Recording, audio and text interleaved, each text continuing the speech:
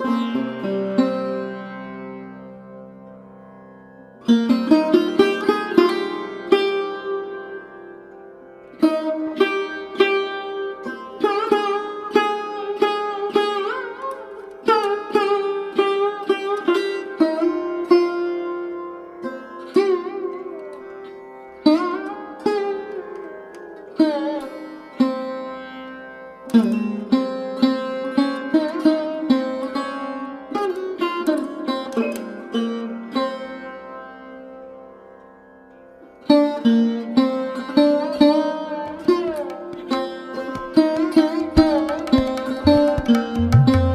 বর্তমানে এই ভগবানকে নিয়ে একটা ব্যবসা চলছে। কিরকম ব্যবসা? ভগবানকে এই বাজারের পণ্য করেছে, যে যেমন সেলসম্যান হিসেবে সেল করতে পারছে, ভগবানের কনসেপ্টটাকে যেভাবে বিক্রি করতে হচ্ছে, সেল করতে পারছে, সে তত নিজেকে জাহির করছে বা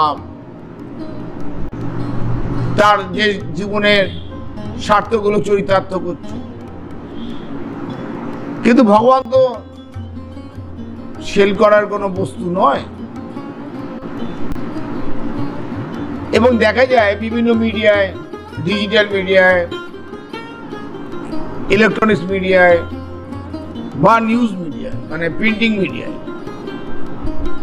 বিভিন্ন বিজ্ঞাপন বিভিন্নভাবে মানুষকে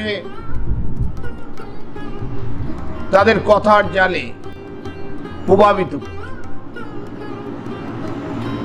কিন্তু আমাদের ঘরের মানুষরা বোঝে না এর সত্য অসত্য কতটা। কারণ বিচার বুদ্ধি আজ লুপ্ত হয়ে গেছে। সেই জন্য আমি একটাই কথা বলি, ভগবান কখনোই মার্কেটে বিক্রির কোনো বস্তু নয়। ভগবান হচ্ছেন অন্তরের শ্রদ্ধার, বিশ্বাসের, নিষ্ঠার, আদর্শ এবং মানবিকতার। তাই আমি মনে করি সকল আমার ঘরের মানুষ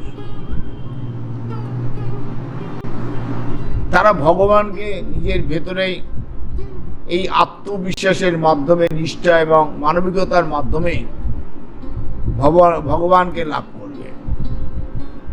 কেন ভগবান কখনোই বাজারের পণ্য হতে পারে না।